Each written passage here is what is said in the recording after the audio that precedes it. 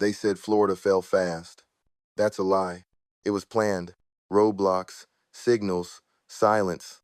Now it's just me, and the one still glowing. Name's Chris. And this is where it started. This is Whispers Between Worlds.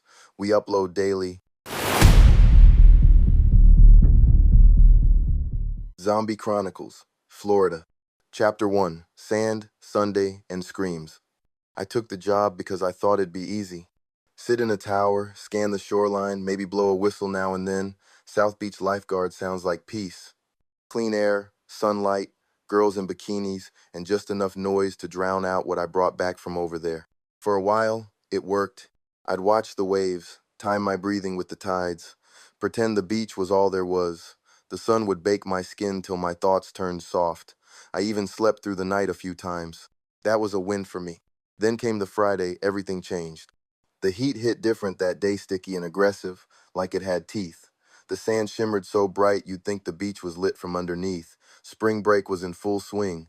DJ booths were set up on the boardwalk, music shaking the palms. Drunk kids danced in slow motion while their friends filmed it all for TikTok. I was in Tower 18, posted near the jetty. Pretty good view of the chaos. I had my shades on, one arm hanging out the window, and my boots off. I'd seen it all before. Nothing really surprised me anymore. Until him. He came out of the water like something unfinished. Pale, sunken chest, stumbling with a kind of twitchy stiffness that made me sit up and pay attention. At first, I thought it was just another junkie or someone who took too many edibles in the sun, but when he dropped to his knees, then stood back up like a puppet yanked by strings, I knew something was off. Then he bit Billy. Billy was one of ours, new kid, good swimmer, dumb haircut. He was checking on some girls splashing in the surf when the man lunged at him out of nowhere, bit into his neck like it was steak. No warning, no words, just tore in. Billy screamed. So did the girls. I was off the tower and halfway there before I even knew I'd moved. My boots hit the sand like thunder. I tackled the guy off Billy, drove him face down into the beach. But he didn't fight like a person. He didn't yell or struggle or cuss me out like most violent drunks. He snapped, his head jerked side to side, his jaw clacked like a crocodile's, and his skin? Cold, not cool, cold.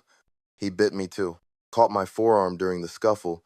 Not deep scratched me more than pierced, but it was enough to make me curse and pin his head down harder. I remember yelling for backup, for EMS, for anyone, but the crowd was already moving. Not running yet, just gathering, filming, whispering. It only took a minute for panic to set in. Someone screamed. A lifeguard tried to cover Billy's wound with a towel. People started backing away from the shoreline. You could feel the shift in the air. The party flipped into a nightmare. And then, the man died. Flatlined right there in the sand after the cops cuffed him and the medics showed up. They tried reviving him. Nothing worked. No pulse, no breath, nothing. They zipped him up in a body bag. But he didn't stay zipped. I was sitting on the boardwalk with my arm wrapped in gauze when it happened. Heard the yelling first, then a crash as the gurney tipped. Someone shouted, "He's moving!" And I stood just in time to see the so-called corpse sitting up inside the ambulance. Eyes white, blood on his chin, mouth open like a scream was stuck inside. The paramedic fell backward. One of the cops raised his sidearm and shot him point blank in the chest. Still moving. Another shot, nothing. Only the third one, a direct hit to the eye, dropped him for good. The beach emptied after that. I didn't go to the ER. I didn't call anyone. I went home, poured alcohol on the wound, and sat in the dark. Lights off, windows closed. Just me, the hum of the fridge, and the sirens in the distance. I knew what I saw, and I knew it wasn't over. My phone buzzed while I was staring at the ceiling. Blocked number. No caller ID. Just one message. Get out. Head to Atlanta. Florida's gone. I read it twice, then a third time. Could have been a prank. Could have been someone watching, but somehow I knew it was right. I looked down at my bandaged arm, at the faint imprint of his teeth beneath the wrap. This wasn't just some freak incident on the beach. This was something worse. Something coming. And Florida? Florida was only the beginning. When I woke up the next morning, the sky didn't look any different. That's the part that messed me up. You expect the end of the world to come with thunder, clouds torn apart, horses in the sky, or something biblical. But Miami looked the same, humid, bright, loud. People still jogged past my apartment. A guy across the street was washing his car like it was just another Saturday. But inside me, something had shifted. I didn't dream that night. I didn't sleep right, either just drifted in and out, gripping a kitchen knife like it could keep the world from breaking in. My arm burned under the gauze. I kept checking it for signs, veins turning black, muscle twitching, something unnatural, but there was nothing, just a dull ache. Maybe I was lucky. Maybe I wasn't bitten deep enough. Maybe I just had a few more hours. I knew I couldn't stay. I had a plan, sort of. I knew how to move. I'd done enough evacuations overseas to understand the basics. But this was different. There was no base to fall back to, no command structure, no evac point. Just that message on my phone. Get out. Head to Atlanta. I didn't know who sent it, but it stuck with me. Florida's gone, it said. I believed it. I packed light, Glock from my nightstand, spare mags, MREs, tourniquet, couple painkillers, stuff you hope you won't need but always do. I wrapped my arm tighter, put on long sleeves, and stepped out into a city that hadn't caught up to the truth yet. The air felt heavier than usual. I hit a gas station first. I figured I'd top off the tank and grab water, maybe some canned food, but when I pulled up, the place already looked picked over. The door was cracked open. A radio inside played static between spurts of emergency tones. No clerk, no customers, just silence. I stepped in slow, gun low. The power was still on, but barely. Fridge lights flickered, most of the bottled water was gone. Chips and snacks were scattered across the floor like someone had left in a hurry. The register was empty, drawers pulled out, but that wasn't the worst part. The smell hit me first sweet and rotten, like meat gone bad in a warm fridge. Then I saw the blood. Near the slushy machine, streaked across the floor in drag marks, a single sneaker lay overturned beside it. I didn't see a body, but that didn't mean much. I didn't stick around. Back in the car, I cut the radio on. Every station was chaos. One preacher calling it the rapture, another guy screaming about government experiments. A DJ in Tampa said the airport was burning. I flipped through static and panic until I found a woman's voice calm, clear, clipped. Safe zones are being established in Georgia. Repeat. Atlanta remains operational. If you are able to travel safely, do so immediately. Avoid major highways. I-75 and I-95 are overrun. Use back roads. Avoid contact with infected individuals. They are no longer human. That last line got me. They are no longer human. I believed her. I drove aimlessly at first, didn't know where to go, couldn't go home. Me family left Florida years ago. I had no one, no safe house, just a scratch map I found in my glove box and a gut feeling. Then I remembered Valentina. She was an ER nurse. I'd met a few times, soft voice, steady hands, treated a few kids I'd pulled out the surf. Said she lived near Little Havana, off 8th Street. I didn't know if she was still there, but something told me if anyone knew how bad this really was, it'd be her. I turned onto Coral Way and headed west. The roads were getting strange. Some blocks were normal people walking dogs, cars parked like it was laundry day, but others were dead silent, streetlights blinking yellow, storefronts shattered. I passed an empty stroller tipped on its side near a bus stop, no one in sight. Then I saw my first walker. At a red light, she looked young, maybe college aged, drenched in blood, jaw unhinged, eyes clouded like milk. She wasn't sprinting, just dragging herself across the intersection. When she bumped into a parked car, she hissed and slammed both hands on the hood like she was trying to tear through it. I didn't wait for the light to turn green. I swerved around her and kept going. Rule 1, I thought. Keep moving. I didn't know how far this thing had spread, how long I had before the cities collapsed completely, but I knew enough. I wasn't going to be another story written in sidewalk, chalk, and candlelight.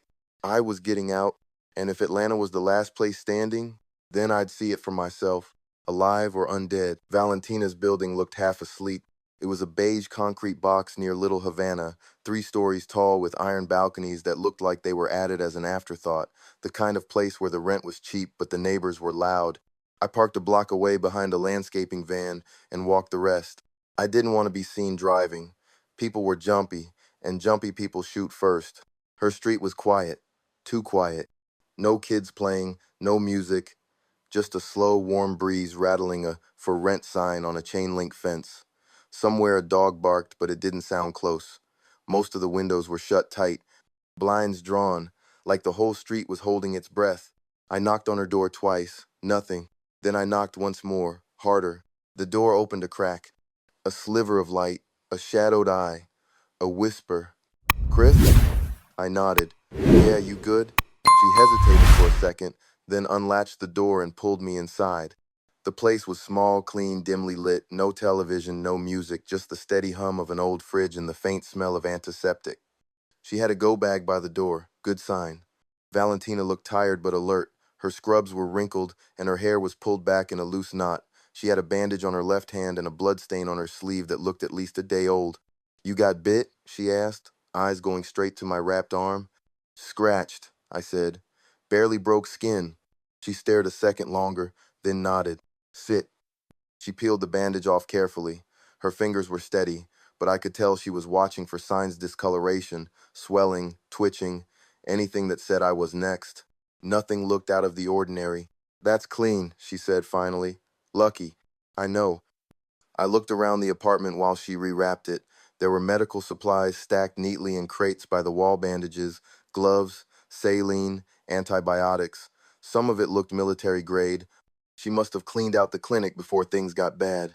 You gonna stay here? I asked. She shook her head. Not safe. Not for long. It's already spreading west. I heard sirens all night. The hospital lost power yesterday. They're piling bodies in the cafeteria. Still moving. I didn't need more convincing. Come with me, I said. I'm headed north, Atlanta. She raised an eyebrow. Why Atlanta? Because someone told me it's still standing, and I believe him. She didn't answer right away. Just walked to the window, peeled the blinds back slightly, and watched the street. I followed her gaze. Across the street, two men were dragging a third down the sidewalk. His arms hung limp. Blood trailed behind them like a red snake. No one said anything. No one called for help. People were already choosing sides. Valentina let go of the blinds. We'll take my car. It's got range. Just filled it yesterday. Where is it? Basement garage. 2 levels down. We packed fast. Her bag was already ready. I added some of her medical supplies to my own. Tourniquets, antibiotics, a suture kit. She grabbed a hatchet from under the sink and tucked it into her side pouch like she'd done it before. Where'd you get that? I asked. Don't worry about it. Fair enough. The stairwell down to the garage was dark. Lights were off. Emergency bulbs flickered at every third landing. The air was stale and smelled of oil and mildew. I moved ahead, pistol raised. She followed close behind, hatchet in hand. We reached the garage without incident low ceiling, concrete pillars, rows of shadowed cars. Her blue SUV sat in the far corner, untouched. Pop the trunk, I whispered. She clicked the key fob. Then we heard it. A low shuffle. Rubber soles against concrete. Wet breathing. A wheeze that rattled through lungs that shouldn't work anymore. We froze. The sound came from behind a nearby pillar. I edged forward slowly, weapon drawn, Valentina covering me from behind. The thing stepped out. It used to be her neighbor, I think. Mid-40s, khakis, polo shirt, face torn open like someone tried to peel it off. His left leg dragged behind him like it was nailed in place, but his arms, strong, eager, twitching. He saw us, let out a hiss like a tea kettle. I fired twice. One missed, the other hit his neck. He stumbled, then surged forward, arms out like he was starving.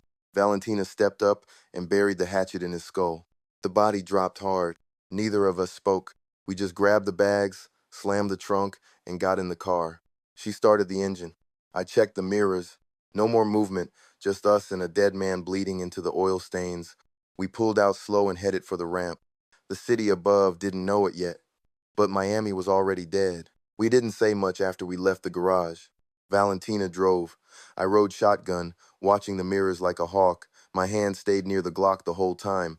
I wasn't expecting walkers on the open road, but I wasn't counting them out either. The first few miles were quiet, too quiet. Miami was still up on its feet, technically, but it was a corpse walking on borrowed time. Stores were shuttered, strip malls with busted windows, gas stations abandoned mid-transaction receipts still hanging from pumps. People were gone, but you could feel their fear still lingering, like smoke after a fire. I-95 is blocked, Valentina said, eyes on the road. We'll have to cut through Hialeah, back roads up to Okeechobee. You good with that? Doesn't matter, I said, as long as we're moving. She turned the radio on, flipping past the dead air until a voice broke through. CDC now urging all non-infected citizens to shelter in place if unable to reach a safe zone. Atlanta remains under full federal protection. I repeat, all routes into Atlanta are now restricted but operational. Do not attempt to re-enter affected zones. The voice cut out mid-sentence. White noise. She turned it off. We stopped at a gas station just outside the city limits. Didn't look like it had power, but we checked anyway. It was deserted. No bodies, no walkers, just stillness. The kind that crawls under your skin. The pumps were dry. Inside, shelves were mostly bare except for a few off-brand canned goods, batteries, and a single dusty gallon of water. The freezer section had gone warm. Something inside dripped steadily onto the floor. We grabbed what we could. As we were walking out, I noticed the wall by the door. Someone had spray painted a message in red. Don't go north. Atlanta is lying. I didn't say anything. Neither did she. We just got back in the car. 10 miles out, we hit the first real sign of trouble. The overpass up ahead was jammed 3 wrecks, blocking all lanes. A semi jackknifed across both sides of the road. A minivan with all the doors open. A third car flipped on its side, charred black and reeking of fuel. Valentina slowed down. I scanned the area through the windshield. No movement. Looks recent, I said. Could have happened last night. She killed the engine. I'll climb up, I said, already grabbing the rifle from the back seat. If I don't come back in 2 minutes, drive. Not funny. Wasn't a joke. The climb was slow. I kept low, rifle up, eyes scanning the wrecks. Crows circled above but didn't land. The silence made it worse, like the world was holding its breath. I reached the edge of the semi and peeked into the cab. Empty. The smell hit me. Second burnt rubber, gasoline, old blood. I cleared each car. No bodies, just aftermath. One of the vans had baby toys scattered inside. The car seat was empty. Back at the SUV, Valentina watched through the cracked window. I waved her up. We're gonna have to push the small one, I said. Only way through. She didn't argue. We put the SUV in neutral, braced our backs against the dented bumper of a Corolla, and pushed until the tires screamed across the pavement. The gap was just wide enough. We got back in and squeezed through. Half a mile later, the road bent into a pine-lined stretch of back highway. No houses, no gas stations, just trees and shadows and the crackle of gravel under the tires. And then we saw her, a girl, middle of the road, covered in blood, clothes torn, face blank. She wasn't stumbling, wasn't moaning, just standing, staring at us. Valentina slowed. What the hell? Don't stop, I said. You see her hands? They were curled inward, fingers twitching. Not human. The girl let out a high-pitched hiss and charged the car. I raised my pistol and fired once through the windshield. Glass cracked. The girl flew sideways on impact, body rolling over the shoulder and into the grass. We kept driving. Are we just killing now? Valentina asked. Her voice shook a little. We're surviving, I said. You freeze up, you die. That's the rule now. She didn't reply, just gripped the wheel tighter. I knew that look. I'd seen it overseas. I'd seen it in mirrors. The road ahead was clear again. Trees on either side, sunlight filtering through like stained glass, birds chirping like none of this mattered. But it did. Everything had changed. We weren't just leaving Miami anymore. We were leaving what used to be real. The sun was dipping when we reached the roadblock. We'd taken the back roads through central Florida, weaving through farmland and pine trees. The highway had disappeared behind us hours ago. Now we were on some old road that didn't even show up on the GPS. The pavement narrowed. The trees leaned in. Then we saw the jam. 3 cars blocking the road like they'd been abandoned mid-escape. One had its hood up, still smoking. The other 2 were empty, doors wide open. Baggage spilled out onto the asphalt backpacks, crushed water bottles, baby shoes. No people, no bodies. But the smell told the story. Stop here, I said. Valentina eased off the gas. I stepped out. Gun up, breath held. The air was thick. Florida woods can be beautiful. But out here, surrounded by silence and rot, they felt predatory. The light was falling fast, turning everything amber. That's when I saw them. Shadows in the trees, between the pines. 2, maybe 3 of them. They weren't walking, not yet, just watching. I didn't move, didn't blink. Chris, Valentina whispered from the SUV. We good? No, I said. We're being watched. I backed up slow and climbed back in. We didn't have time to clear the cars, and there was no way I was leading us into a trap. The path to the right caught my eye. almost invisible, overgrown, half covered in brush. A fire trail, maybe. Logging road, something old. Turn there, I said. Now. She didn't argue. We hit the dirt path, and the trees swallowed us whole. The trail was rough. We bounced over roots and ruts, dipped through low water crossings. Spanish moss hung from the branches like the woods were trying to grab us. My arm ached under the wrap. I ignored it. The forest thinned after a while. Up ahead, I saw the shape of a roof peeking through the trees. A cabin. It looked like something from a Hunter's Magazine's mall, wooden, slightly slanted. One of the windows had been boarded from the inside. The porch sagged like it was holding a secret. Valentina rolled to a stop. Think it's safe? I didn't answer, just stepped out and crept up the steps. The front door creaked like it hadn't moved in days. I pushed it open with the barrel of my gun. Inside, the place smelled like dust and sweat. A lantern sat on a table next to a scattered pile of ammo and jerky wrappers. A shotgun hung above the fireplace. Furniture had been dragged into place to barricade the windows. Someone had been here recently, but they weren't here now. We moved fast, secured the perimeter, shut every curtain. Valentina set up near the window with her hatchet while I checked the rest of the cabin-owned room, one bathroom, barely running water. A cooler in the corner had 3 bottles of water and a half-eaten can of beans. I wasn't picky. We ate in silence, jerky and warm water, no fire, no light, just the dark pressing in from every side. This place is too quiet, Valentina said. Feels like the woods are holding their breath. They are, I told her. They're waiting. She gave me a look. For what? Us to mess up. We tried to rest.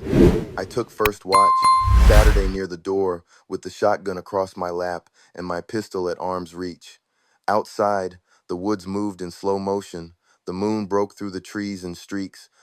I heard scratching once, not close but near enough to make me grip the gun tight. Could have been an animal. Or not. Florida doesn't sleep. Not anymore. Around 3 a.m., Valentina stirred on the couch. She hadn't taken off her boots. Good sign. I passed her the shotgun and moved to the corner of the room, wrapping myself in a wool blanket that smelled like wet wood and mildew. Sleep didn't come easy. When it did, it came with dreams. Not mine. His. The man from the beach. I saw his face, pale, grinning, floating in black water, reaching toward me, lips moving like he had something to say. I woke up gasping, drenched in sweat. Valentina sat near the door, staring outside. She didn't turn to look at me. Something's out there, she whispered. And just like that, we weren't alone anymore. She wasn't wrong. Something was out there. I couldn't see it yet, but the forest didn't lie. Not when it was this quiet, no bugs, no birds, just trees and something breathing between them. Valentina was at the window, crouched low, her hatchet in one hand and a flashlight in the other. She hadn't moved since I woke up from that nightmare. The one with the beach and the body and those dead white eyes staring through me like they knew something I didn't. You sure? I whispered. She nodded. Twice now. Fast movement between the trees. Could have been an animal, but I don't think it was. Neither did I. I grabbed the shotgun and flicked the safety off. The barrel felt heavier tonight. My hands were sweating. We didn't talk after that. We just waited. 10 minutes passed, then 20. Outside, the woods stayed silent. Then I saw it. Movement low to the ground. Fast. Too fast for anything walking. It darted between 2 pines and stopped just outside the range of moonlight. I leaned forward, pressing my face close to the glass. That's when it stepped out. A man, or what used to be one. Half his jaw was gone, teeth bared through shredded cheek muscle. His arms were twitching, and his body looked bent in the middle, like it didn't understand how spines worked anymore. Behind him, more shadows appeared. 6, maybe 7, all standing at the edge of the woods, not charging, not moaning, just watching, like they were waiting for something. Back away, I whispered. Don't let them see movement. Valentina dropped low, her flashlight off now. We crawled backward until we were in the kitchen. I checked the back window clear. We stay quiet, I muttered. No lights, no talking, no sudden moves. If they hear something, a bang cut me off. Not a gunshot. A knock. On the front door. 3 steady taps, like someone asking to come in. I raised the shotgun. Valentina had her back against the fridge, hatchet tight in her grip. Her mouth was open, but no sound came out. Same with me. We didn't move. The knocks came again, slower this time. 3 beats, and then silence. Chris, Valentina whispered, barely audible. This isn't right. They don't knock. I shook my head. I don't think they did. We waited 5 more minutes. Then I crept toward the peephole and looked out. Nothing, just the trees swaying, and the door still closed. But I could feel them, right there on the other side, breathing. We made it till dawn. Barely. The sun came up over the treetops, and like a spell breaking, the forest came back to life. Birds chirped, a squirrel darted across the porch, and the tension in my chest finally eased. When I opened the door, there was no one there. But something had changed. Carved into the wood right across the top panel were 3 long, jagged claw marks, deep, clean, too high off the ground for any animal I knew. Valentina came out behind me and saw it. "What does that mean?" she asked. I didn't answer, because I wasn't sure anymore. We packed up quickly. No breakfast, no water, just gear, weapons, and adrenaline. We didn't speak on the way to the car. I kept the shotgun on my lap the whole ride. The woods thinned out fast behind us, but the silence hung on like fog. We didn't see another soul for miles. Later that day, we stopped at a hill that gave us a wide view of the countryside. Past the trees, past the brush, we saw smoke rising in the distance, black and thick. Something big was burning out there. Maybe a town, maybe a convoy, could have been anything. But one thing was clear: the dead weren't just chasing anymore. They were planning, watching, testing, and we had just survived their first knock at the door. We'd been driving for hours. The map was useless, no too many blocked roads, burned detours, bridges gone. What used to be Florida was just land, familiar names on unfamiliar ground. Valentina handled the wheel in silence, eyes fixed forward. I kept my hand on the shotgun resting in my lap. We didn't talk much after the cabin. No need. The things we saw back there were still riding with us, sitting in the quiet between every tree line and curve. Around midday, the road bent and opened into farmland. The highway gave way to back roads, then cracked pavement, then dirt. Abandoned fences lined the path. Crows circled above a busted grain silo. Then we saw the store. Wasn't much, an old roadside convenience shack. One gas pump toppled, glass door broken. The building looked like it had been eaten by time. "Worth checking?" Valentina asked. I nodded. Quick, in and out. The place had already been looted. Shelves ransacked. Floor coated in dirt and empty cans. The smell was like mildew and rot. I stepped behind the counter, nothing but dust and rat droppings. Then I found it. 1 can of peaches, still sealed. Small miracle. Valentina held it up like a trophy and smiled for the first time in days. "Dinner," she said. We left without seeing a soul. We drove another hour, past fields and broken scarecrows. That's when we spotted the farmhouse. It sat off a narrow gravel path, 2 stories tall, half swallowed by tall grass and weeds. The porch leaned left like it was tired of standing. A swing set in the backyard was rusted and bent. "Someone could still be here," she said. "Or something," I muttered. We parked a ways back and approached slow. The front door was wide open. No sound, no movement. I stepped inside first. The air was thick, heavy with rot and something older like grief soaked into wood. Furniture was overturned, dishes still in the sink, photos on the wall covered in dust. Near the kitchen, we found a body, lying on the floor, covered in a sheet, blood dried into the hardwood beneath it. We didn't touch it, didn't speak. Some things don't need words. We cleared the rest of the house, no signs of life, but signs of something else. Claw marks down the hallway walls, deep, gouged. Something had been desperate. We took shelter for the night anyway. The sun was getting low, and the car needed to cool. The second floor had a bedroom with a small cot. We blocked the stairwell with a dresser, just in case. I took the first watch. Valentina sat near the window, peeling the label off the peach can. "Think Atlanta's still standing?" she asked after a while. "I don't know," I said, "but I need to believe it is." She nodded. "Me too." At some point, I dozed off. Didn't mean to. Didn't even feel it coming. But something pulled me out of sleep. Not a sound. Not a smell. Movement. Something brushing against the outside wall. I looked at the window. The cornfield swayed like it was breathing. Then I saw them. 3 shadows deep between the rows, creeping slow. Zombies. Half hidden by the stalks, one dragging a broken leg, another missing part of its head. They weren't stumbling aimlessly. They were moving through. Tracking. I grabbed the shotgun, woke Valentina with a single whisper. She was on her feet fast, eyes locked on mine. Cornfield, I said. She nodded, already grabbing the hatchet. We moved down the stairs quiet as possible, eyes locked on the window. Outside, the corn rustled louder now. Closer. I kicked open the door, stepped onto the porch, gun raised. The first one came through the stalks a woman, face torn open, lips gone, teeth bared. I didn't wait. Boom. One shot, dropped her cold. The second was faster, lunged from the side of the porch. Valentina swung her hatchet, caught it across the jaw. Bone snapped. It hit the dirt screaming. I finished it. The third never came. It vanished into the corn, watching, waiting, like it wanted us to chase it. I stared into those rows for a long time, but I didn't follow. We didn't sleep again. Just packed the bags and got back in the car before first light. No more rest stops. No more detours. The road to Atlanta wasn't a path anymore.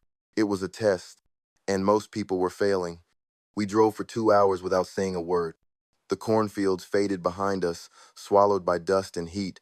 The road twisted into open country, then patches of forest, then nothing, just Florida's raw, dry middle. Abandoned towns, collapsed sheds, rusted trailers left with doors swinging in the wind.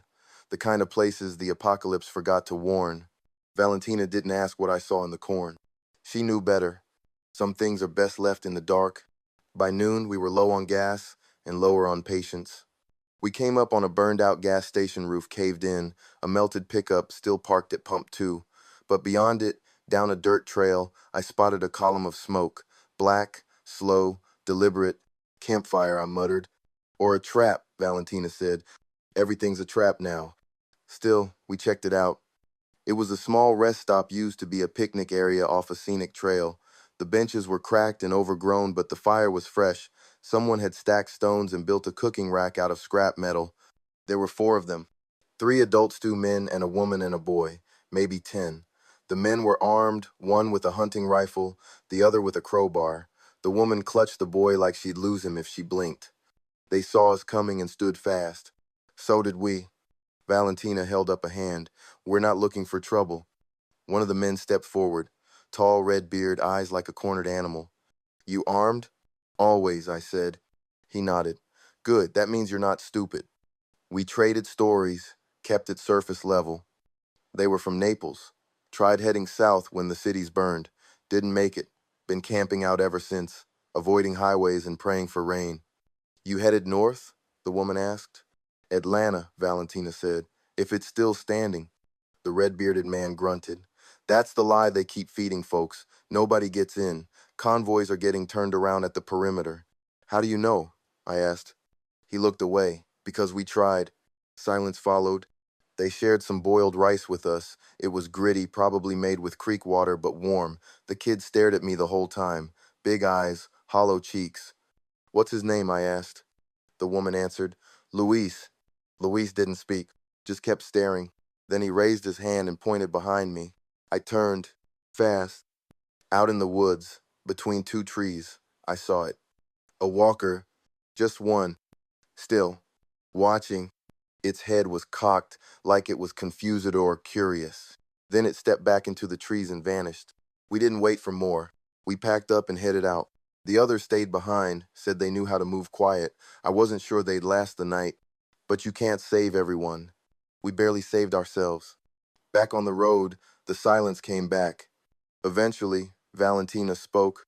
You think that kid was bitten? No signs, I said. But something was off. Everything's off. She didn't argue. Just before sunset, we reached an overpass. A long, cracked bridge over dry riverbed. Spray paint covered the barriers. One word stood out in jagged red letters. Turn back. We didn't. Not because we were brave. Because there was nothing to turn back to. We stopped at the top to scan the road ahead. In the distance north, always north, we saw the faint glow of a burning town. No screaming, no gunshots, just fire licking the sky. I stepped out of the car and stared for a long time. Valentina joined me. We didn't speak. Didn't have to. We were still alive. But I think both of us were starting to realize that wouldn't be true forever. 8 chapters deep, and Florida still ain't done bleeding. The roads behind us are gone. The path ahead, worse. But if you think this was bad, you ain't seen what's coming out of Macon. Heartbeat sound slowly fades into static. This is just the first breath of the outbreak. Zombie Chronicles, Florida, only on Whispers Between Worlds. We upload daily.